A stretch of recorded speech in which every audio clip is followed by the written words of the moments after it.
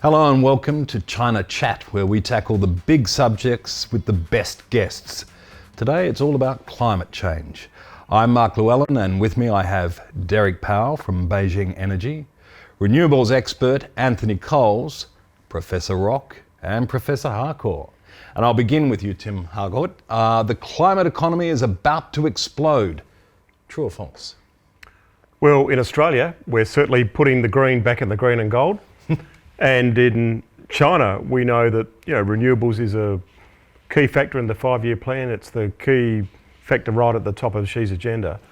I think, though, Mark, that we should really forget Paris and stop talking about targets, and we should talk more about climate innovation, because when we did the Airport Economist Climate Innovation Series, right around the world we saw fantastic innovation in renewables, whether it be green steel or Tritium up in Queensland making batteries. When communities were building back from the bushfires, they were using renewable materials. So there's a lot of things going on, but... Why do targets worry you as opposed to innovation? I think what happens is that targets means it becomes a political war and a cultural war and a climate war, instead of actually looking really carefully at a lot of the great stuff. We'll hear from Anthony Coles about the work he's doing in renewables, which is actually doing a lot of great things to make Australia a green superpower, and a lot of that will be done in conjunction with China, which is doing a lot on renewables, but we don't hear about in the press. Well, can I go to you, Anthony Coles? Is that true, that we're not hearing enough about the innovation, and that innovation is where we have to focus? Yeah, again, it's certainly the area that I've been focusing on the last 5 years, and just since 2017, the transformation and the integration of it at all levels within local and provincial government in China has been quite profound. And when you're looking forward to the just the scale of industrial transformation that is required, not just in the energy sector, in every sector, it really opens up the opportunities for innovation, not just in software and but product development, hardware. It's a really exciting time, but I think certainly Australia needs to realise that it's a pretty competitive global environment for this too. Well, are we missing out here? Do you think we're being a bit complacent? It's just where I think, to coin a phrase Tim came up with a few years back, we're still addicted to rocks and crops. We are very much, I've been travelling around with my Australia-China Business Council hat on for the last few months with this program, talking about opportunities for collaboration, with a focus on lifting up Australia's position on that economic complexity ladder. So we feel there's opportunities for more advanced manufacturing in all of these green economy areas. However, our addiction seems to be we think we're going to replace coal exports with hydrogen exports. And we're not thinking about our ability to use our renewable generation capacity to have a wholesale green industry transformation in Australia. Oh, can I go to you, Professor Rock? You've just heard this notion that we have opportunity, but we seem to be missing the boat there. What's your view? I think, yes, there are few debates about whether Australia is in the right track on renewable energy development. Some consider there was not strong policy support, but others might think that there is a system issue to integrate if we have a higher renewable energy with the current technology and the economics.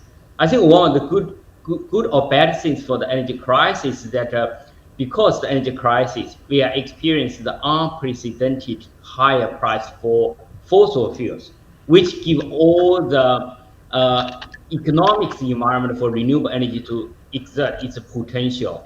So in that case, actually, we will see that so-called price subsidy or any lack of fossil fuel appropriate share cost of the social damage actually temporarily not existing. But even in that case, probably our renewable energy still develop not as fast as people wish it to be. I think one of the reasons is that we first have an infrastructure issue. You cannot actually switch to full development renewable energy all over year. On the other hand, there probably some kind of constraint from the power system itself as well. At the current level of power system, whether our system can accommodate more renewable as we wish to be, it might still be a question as in many other countries, for example, in Europe. Now they have 10 times of gas prices. However, the renewable energy at least not meet what the power system demand at the moment, and they have to still actually convert a little or return a little bit back to coal for the key demand. This means that at the back there are many complicated issues. So I think we look back at the history, there might be some missing opportunities, but how much of that is not clear. Yeah. Well, Derek, if I could go to you, you have a wide experience in renewables, obviously. Is there the opportunity here for Australia to accelerate and for relationships between Australia and China to improve as a consequence? What's your view? Yeah, certainly the opportunity for Australia to accelerate. We're one of the lucky countries, I think, with such rich renewable resources. It's just a matter of working together to work out the best way to utilise them and to transition across to them in the best way possible for society. How urgent is that need? Well, I think we all see the dialogue about climate change in the media, and we all see that we're subject to more extreme climate events. I think that is a source of urgency. It's not a source of urgency that I'm an expert in. I know more about renewable energy than I do about these things, but they're my observations. But it's also urgent because Australia's got a fleet of coal-fired power stations that are nearing the end of their design life, and we need to decide how we're going to replace those in order that your householders can continue to switch the lights on and use the electricity, and we can support our industry to be competitive on the global market. Give me your solution. My solution? Yes. Yes. Well, I mean, there's no silver bullet to the current situation. We've all just got to, work together. That's governments, industry, working together to find the best, policy mix and the best way to utilise all these amazing technologies that are being developed. One big thing that I think it's acknowledged that the electricity grid needs to improve is to take advantage of the recent big leaps we've made in battery technology. But that is one of a number of things, I think, where we can improve in Australia to increase the amount of renewable energy we have on the electricity grid, and by doing that, reduce the emissions coming from our electricity sector. Would you agree with that, Tim? I think that's right, and Anthony knows this well too. That in South Australia, Jay Weatherill, of course, built the batteries and really took renewables very seriously. Got canned for it by Malcolm Turnbull and Josh Frydenberg, but in the end, it ended up being a positive. And so I think in many ways, if we allow renewable energy to develop with the right incentives, then ultimately we'll be able to make the transition. But it's a bit like when Australia under Hawke and Keating went from a very protective, high tariff manufacturing economy to a low tariff economy that embraced Asia, embraced China, turned the tyranny distance into the power proximity. So I think it's an economic reform story, and if you have the right incentives, you can make that transition. And I think having more entrepreneurs, people like this on the panel, involved in actually how you do renewables, rather than more people putting out great fearful things about every flood and every fire, then we'll probably do a lot better, I think. And in some ways, we say we're addicted to rocks and crops, but it served us very well for a couple of centuries. Is there still a role for fossil fuel? in this transition Oh, period? of course there is. And when we were talking about hydrogen, I just had the German industry minister in Australia for a new series because Germany wants to get rid of its, dependence on Putin, and so wants to get hydrogen from Australia.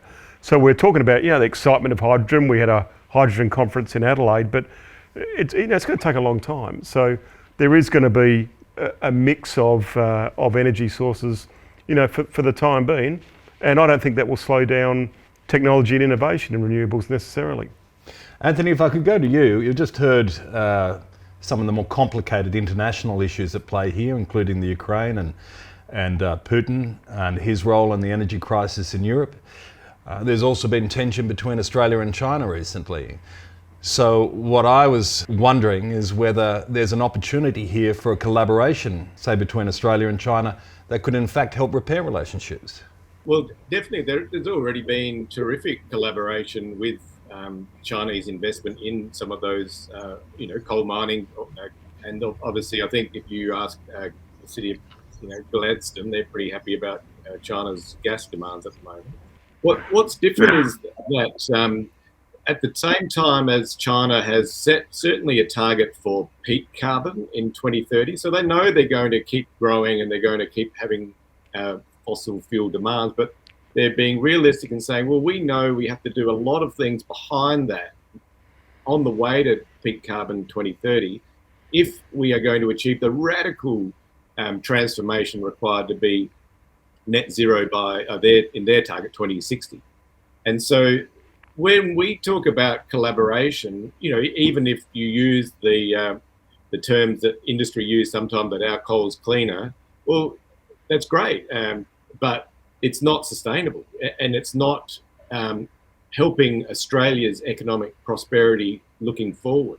And what we're trying to change the dynamic about is that we have all of these fantastic natural resources for the new battery, electric vehicles, and green steel. And how can we increase our advanced manufacturing capacity domestically?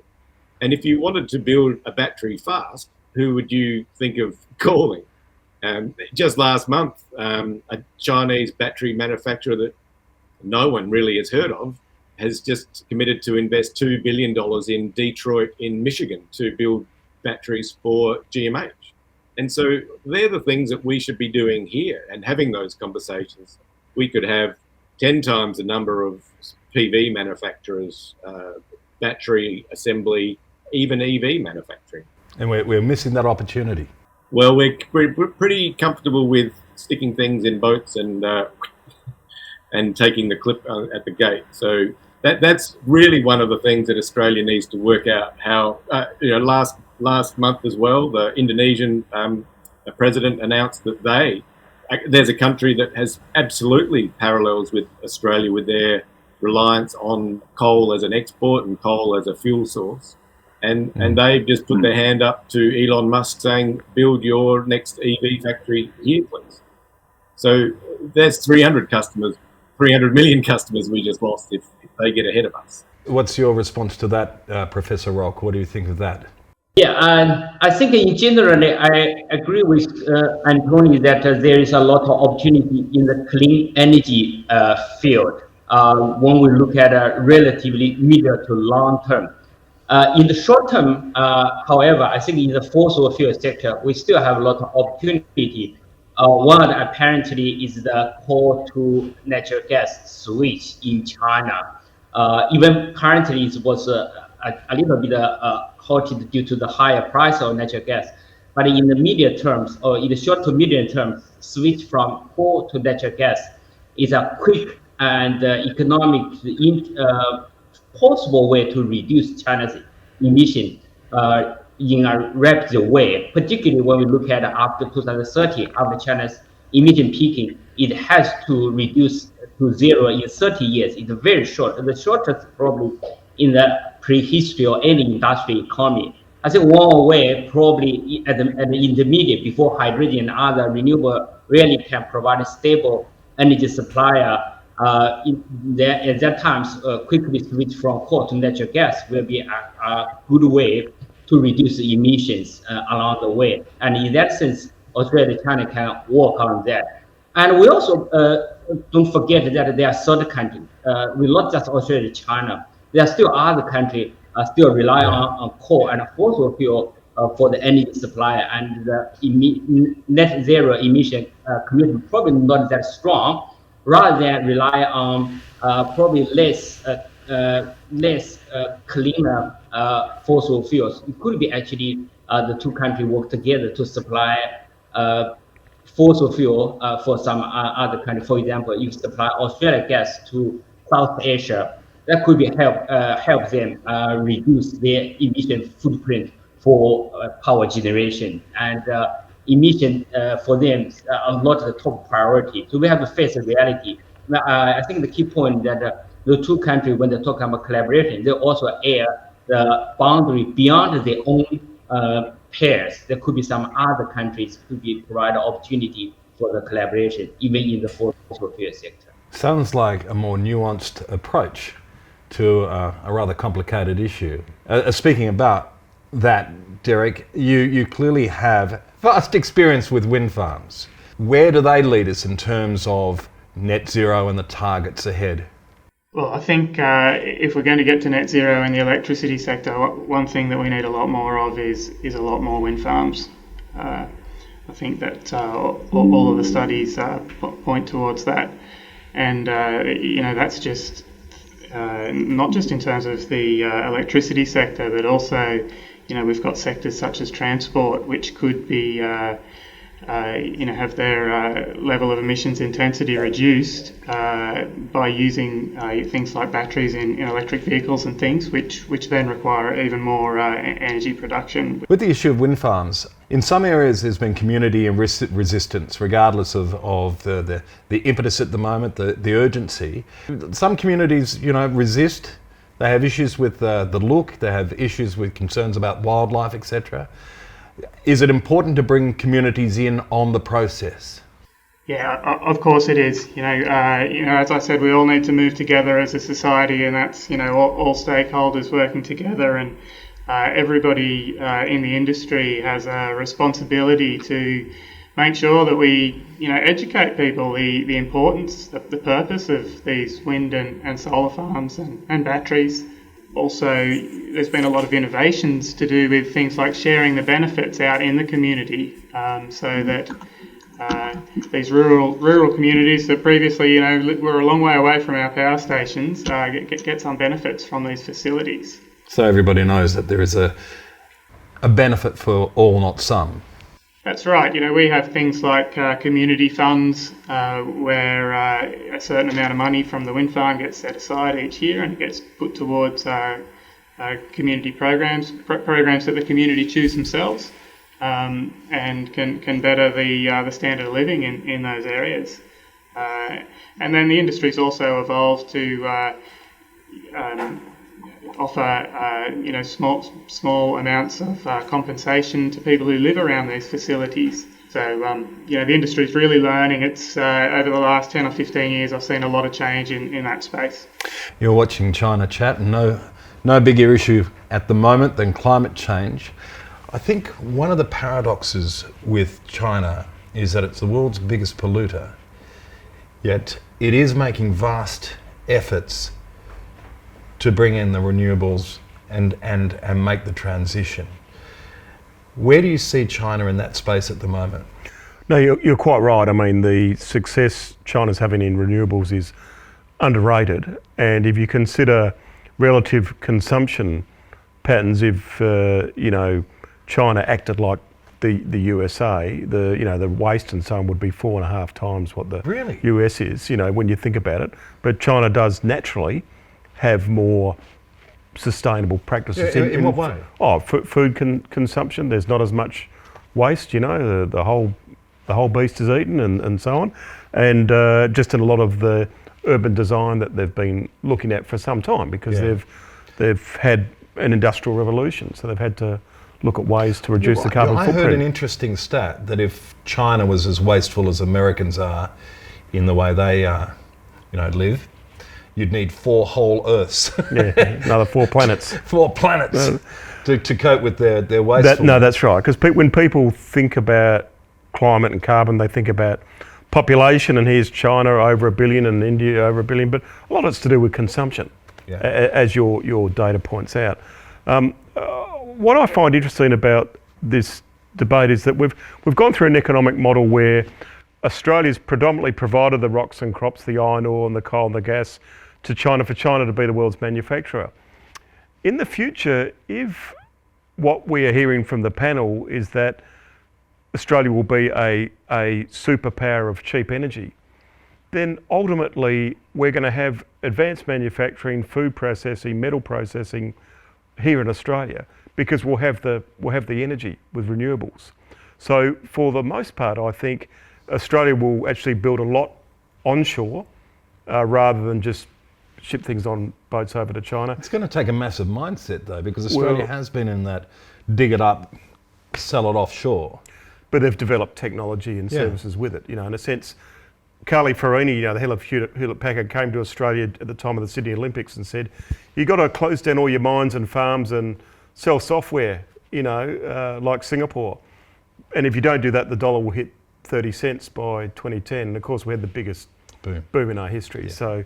So often I think people don't think of the economic ramifications of changes in relative prices, because renewables have been very expensive to date.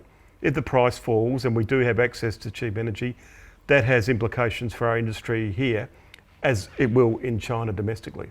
If I could go to you again, Anthony, I mean, Australia does have some undeniable advantages, including wind and sun and a whole lot of other stuff in that sector, the renewable sector. What do we have to do to advance that? Well, the critical element is storage, and that's been the excuse for the fossil fuel industry is the reliability. Cost seems to have gone out the window because of global dynamics, but so there's a lot of innovation happening in storage, and some other technologies that Australia has also developed. Flow batteries, for example, are a terrific solution for long duration, large scale energy storage.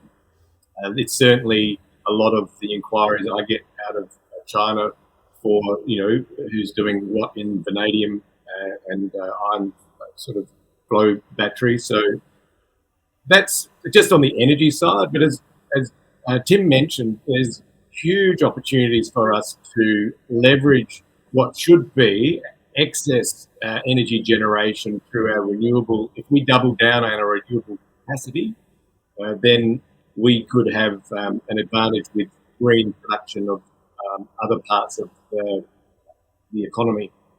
The interesting thing, back to what Derek was talking about with the wind industry, is we and even, I guess, we look at solar, we have been an importer of those products, panels and turbines. However, what Europe has demonstrated is that there's a whole industry around the engineering, operations and maintenance of those. And I know there's an offshore renewable energy hub in the north of England, which has been in collaboration with China for the last few years, working on planning for what China was going to do with their offshore wind industry. And a lot of the business development is in the servicing required for those offshore rigs. And so Australia just introduced a new offshore wind policy this year, which has only just started to kick in with some new development potential. And when you realise that just in the last 6 months, China installed, I think, more than the rest of the world in offshore wind in the last 5 years. And so that's an example of, it's only taken 3 years of them to talk to Europe about what they did, to then restructure their policies, let their provinces do the research and identify the location. You sound like a man frustrated by the opportunity there and the failure of governments to really sort of like accelerate and do it. Yes, there's government regulatory issues, but that's the same the world over, is that it's a lot for different layers of government to get their head around. And yes, China has a different way of working out how to tell people what to do. However, what we're not doing is seeing this as our new economic future. As Tim mentioned, where was Singapore 30 years ago? Even China, that has supported our survival through the downturns of the last 20 years. We've lifted in the bathtub with their growth. Someone like Singapore can say, well, here's where the world's going, and here's what we're going to focus on, and here's what we're going to be great at. That's what we are looking for from Australia, is not just following others around the world. We want to redefine, we feel that we should redefine our identity in the region and then align industry behind that vision. And certainly the driver of the challenges around climate change should be enough of the incentive. But again, when you look at the annual reports of Woodside and Yancoal and Whitehaven, then people are wondering why we need to change. Well, Professor Rock, if I could go to you, if you were in the room with the new leadership in Australia, what would be the top two things you would ask them to do in this field? Okay, if I'm advised to the government, I think yes. First thing, we will actually greatly highlight the need for renewable energy, including battery, which Anthony mentioned. On the other hand, I also probably will highlight the community that Australia is fortunately or unfortunately have two sides of coins. We have renewable energy. We also have a fossil fuel sector and communities. When we transit to low carbon energies, will inevitably create damage to our fossil fuel sector interest and community. So I think for government, the key is highlights as public interest stakeholders. We need to look at those vulnerable community and vulnerable sector who will suffer from the energy transition. And we need to make sure that no one will left behind, not just the individual, but also the sector, industry, and local community. We all should actually work together for a better future rather than be left anywhere behind. I think the just or energy justice or just energy transition is the top concerns for the government. Wise words there from Professor Rock on this very contentious issue. If I could go back to you, Tim, it seems that the market itself may determine how quickly people act, and right now, old-time conservative investors are turning into renewables. Is that correct? I really like what Professor Rock said. I was thinking about different approaches to economic reform. When the Whitlam government was in, they did this 25% across-the-board tariffs in textile clothing and footwear. Overnight in places like Launceston and Shepparton and Western Sydney, but people lost their jobs straight away. And they lost the Bass by-election, they lost the election, the rest is history. The Hawke-Keating government looked at textile clothing and footwear, the car industry, the steel industry, created the Button car plan, the Button steel plan, and actually looked at, well, how are we going to provide new jobs for these sectors and for these towns in the future? How are we going to provide the retraining for the workers, the redundancies, the safety nets? How are we going to give people the skills for the future?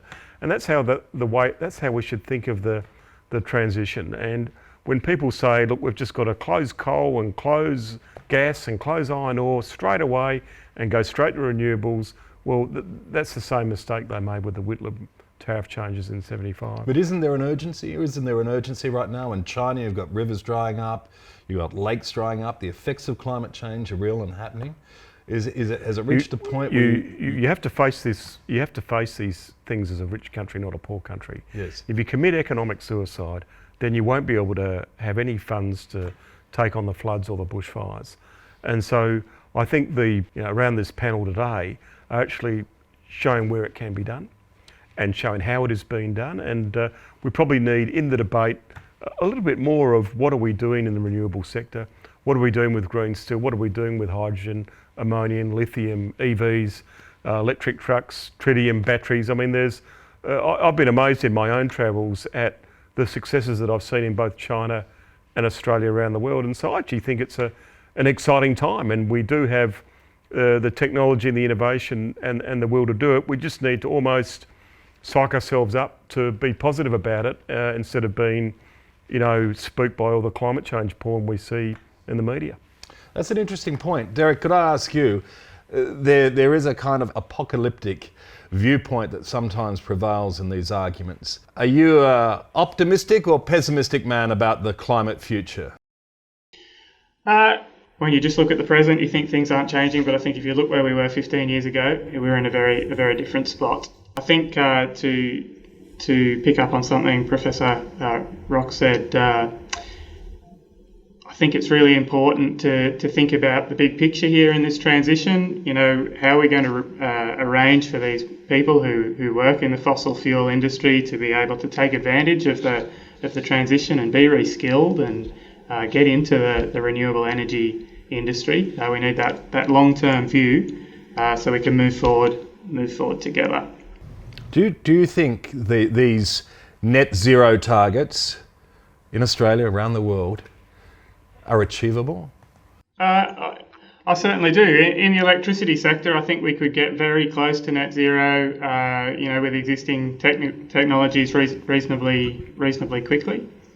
I think it's just a matter of how quickly we want to do it and how we balance up that transition and, making sure we move forward together. Professor Rock, are you an optimistic or pessimistic man about the climate future?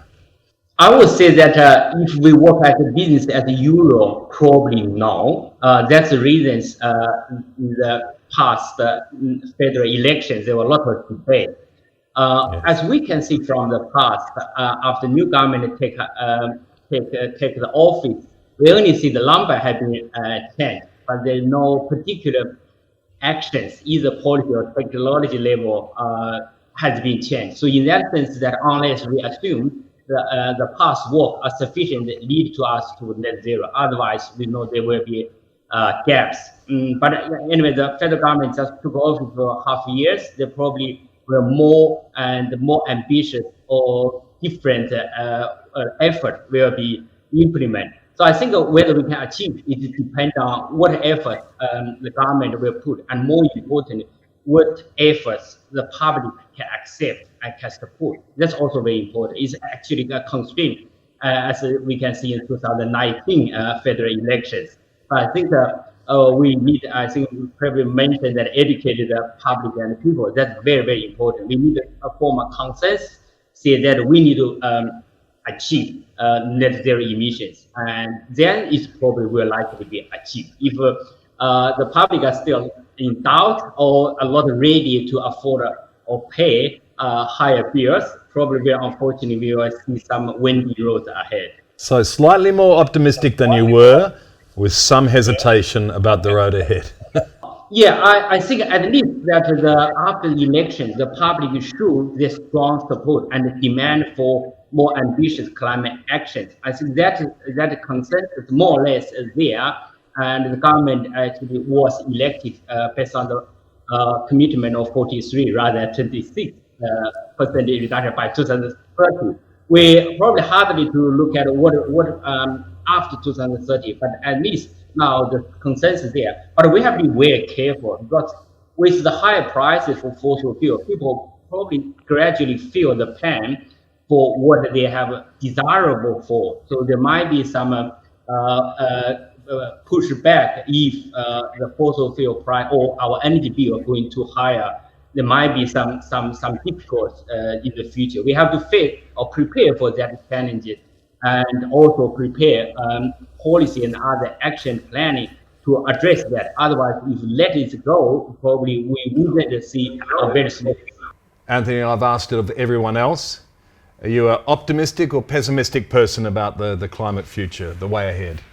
I'm optimistic about humanity's capacity to adapt and innovate.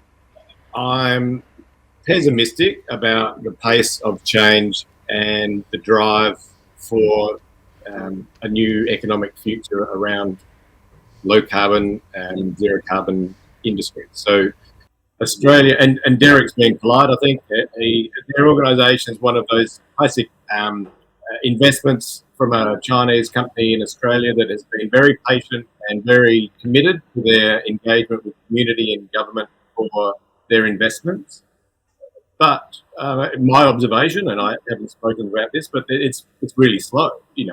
And I have relationships with other developers who have found it very difficult to, the whole large scale space. Very difficult to get finance if you don't have a PPA. No one wants a PPA because the spot prices are going crazy. So if you've got a small 5 megawatt solar farm, you do good coin with some storage and the spot market. And really just, again, as I highlighted before, the global competitive environment opportunity. So I don't think we're committed. I think we're sitting on the fence. However, reality, nature will slap us into alignment and get us to shift. And you, Tim, I began with you, so I'll finish with you. Are you a pessimistic or optimistic professor regarding our climate future? About putting the green back in the green and gold? The green back into the green and gold. Look, I think China's had an ability to beat expectations in terms of pulling people out of poverty and, turning from a nation of shippers into a nation of shoppers very, very quickly, and being able to become a significant economy in the world. And I think they'll do the same with climate. For Australia, I think our natural commentary, if you like, is to say, Australia's too slow, Australia's missed the boat, Australia's going to go into recession, Australia's not doing enough of X, Y and Z. We say it every time, and then we surpass expectations. I think it's like university students and exams. You go and you go, how'd you go? Oh, I just passed, and then you get a high distinction. So I think part of our discourse in Australia is to, in a way, lower expectations and then find out we're quite capable. And so for the most part, I actually have been impressed by the technology innovation that I've seen in the renewable space around the world that comes from Australia, as well as what I've seen right across Australia as well. So for that reason, I think, like all reform processes, it will take time and it'll be tough, but I agreed with what Professor Rock said. If you can ensure that the people that are going to be adversely affected by economic reform are looked after and retrained and given new skills, then I think you can do it as a Commonwealth, as a community together. Well, on that optimistic note, thank you. Thank you. Thank you for your attendance, Professor Rock, Derek and Anthony. It's been great. I hope to join up with you sometime soon. And thank you for joining China Chat.